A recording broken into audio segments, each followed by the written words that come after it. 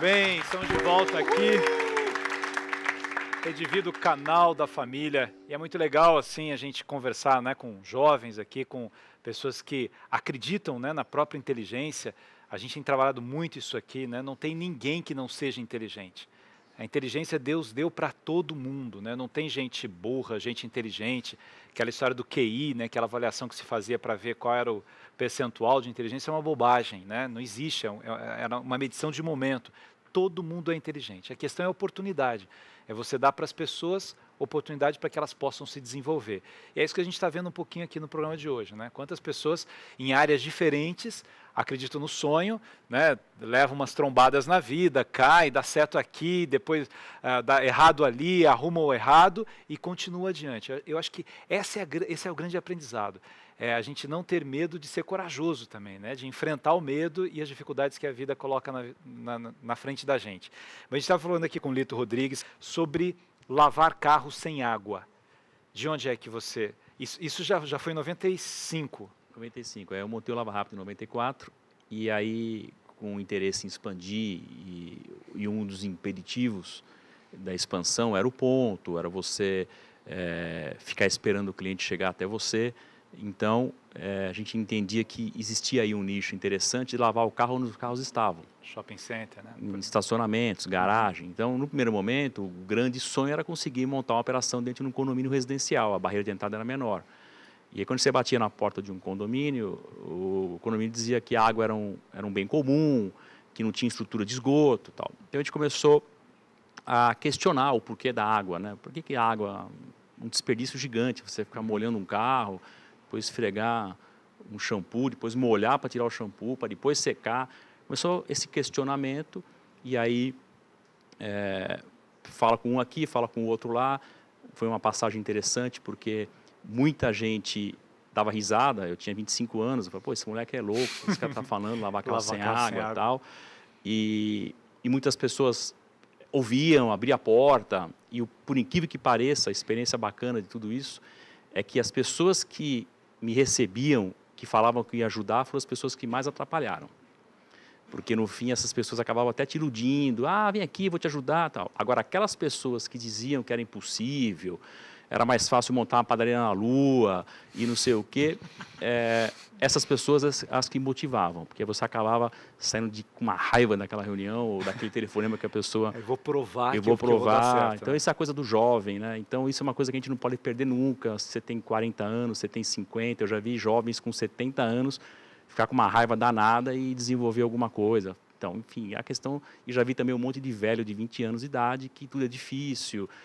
Às vezes chega pessoas na nossa empresa lá e falam, eu tive uma ideia maravilhosa, eu tenho um negócio fantástico aqui, mas eu não posso te falar o que é. Tá bom, então dá aí, a gente assina um termo de confidencialidade. Não, mas eu não posso, porque não sei o quê. Cara, então não vai para lugar nenhum. Enfim, isso não existe. Então o cara tem 20 anos de idade, mas está com uma cabeça velha. Então, enfim, acho que o jovem pode ser empreendedor sempre. E você levou muitos tombos já? Bastante. Eu até queria citar um que é importante, que é no âmbito pessoal, porque o maior tombo que eu tomei foi acreditar que eu podia trabalhar 7 horas por dia, 7 dias por semana, 18 horas por dia, e achava isso o máximo, achava que isso era muito legal.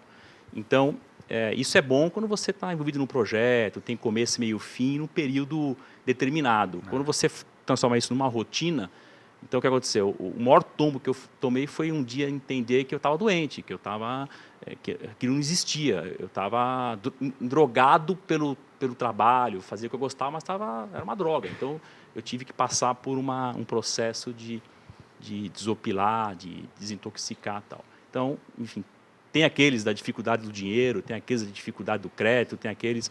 Enfim, né? Mas tem uns também de ordem pessoal que é importante saber conciliar bem. Rinaldo, você já foi para o hospital por isso também, né? Eu já. Trabalhar demais, né? Eu já. Você também já foi para o hospital? Eu vivi muitos anos... Você não, né, Felipe? Ainda não. Então aprende com eles, ó. Eu vivi muitos anos trabalhando muito, não vi meus filhos crescerem.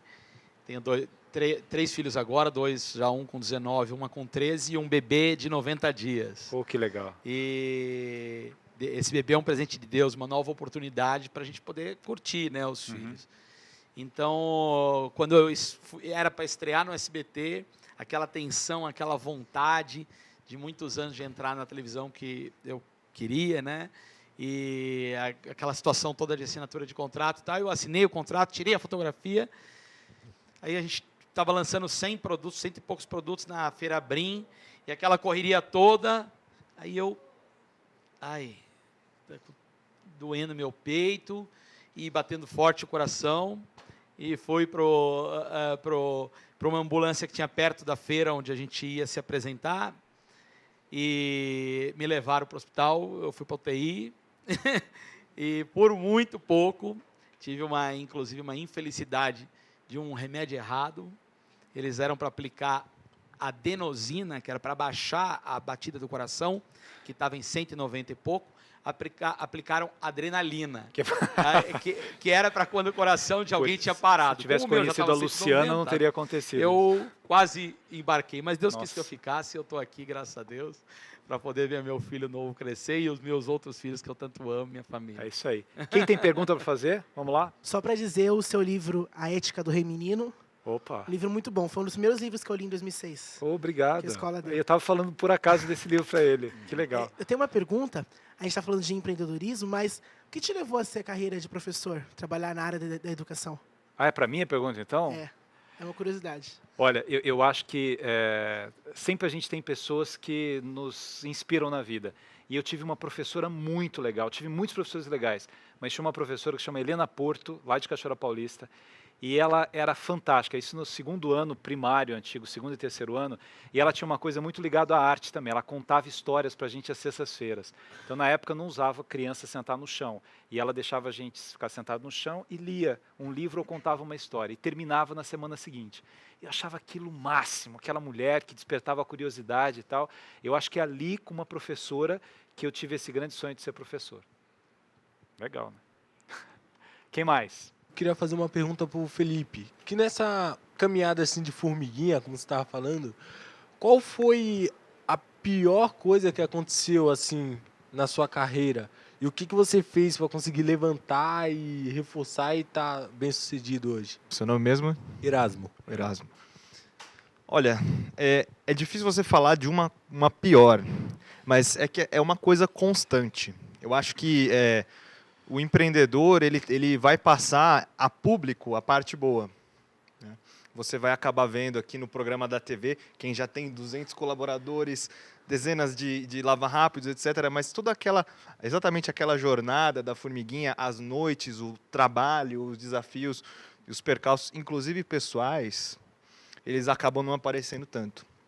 E também, eu acho que aqui é importante colocar a questão do apoio que você tem que ter, você tem que buscar, tanto na sua família, quanto com seus amigos. Isso acho que é fundamental.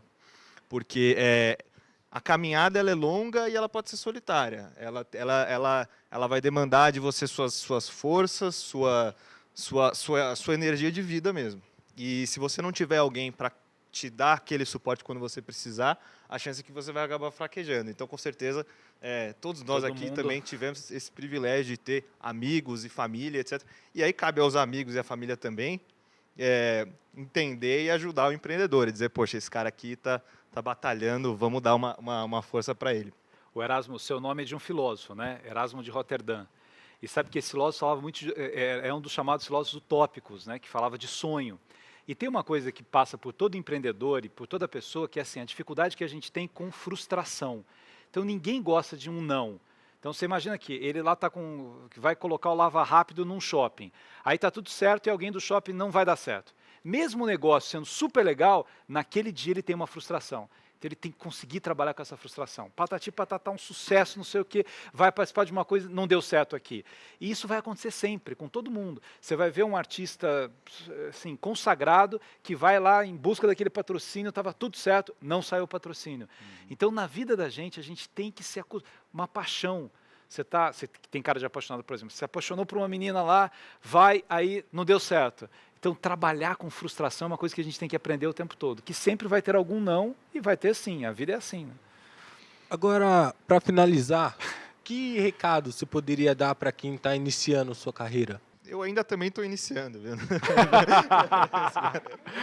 Não é que eu tenho assim tanta não tenho condição de te falar uma coisa, mas assim de iniciante para iniciante, então eu diria que é essa questão de não desistir. É uma palavra que no mundo empreendedor se usa muito, que é a resiliência.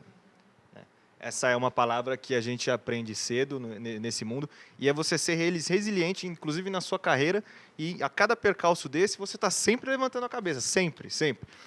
Assim, não vai ter um dia que vai acontecer tudo certinho, como você planejou, de manhã até de noite.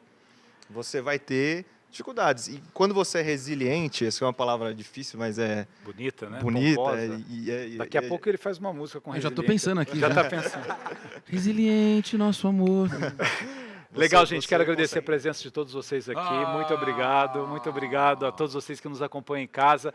Na semana que vem, a gente vai fazer um programa sobre humor. Vai trazer um pessoal aqui que trabalha com humor, a arte de fazer rir. Artistas que ajudam as pessoas a não ir para o hospital, né? A rir um pouco mais, a ser mais feliz. Mas eu tenho certeza que no programa de hoje você também aprendeu a ser mais feliz. Uma linda semana, fiquem com Deus. E vamos terminar aqui com Teatro Mágico. Sim.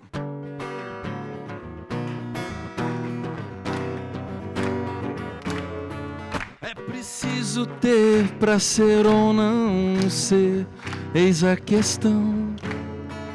Ter direito ao corpo e ao proceder sem inquisição. A impostura cega, absurda, imunda, a quem convém. Essa hetero intolerância branca te faz refém. Esse mundo não vale o mundo, meu bem. Esse mundo não vale o mundo, meu bem. Grita a terra, mãe, que nos pariu, parou.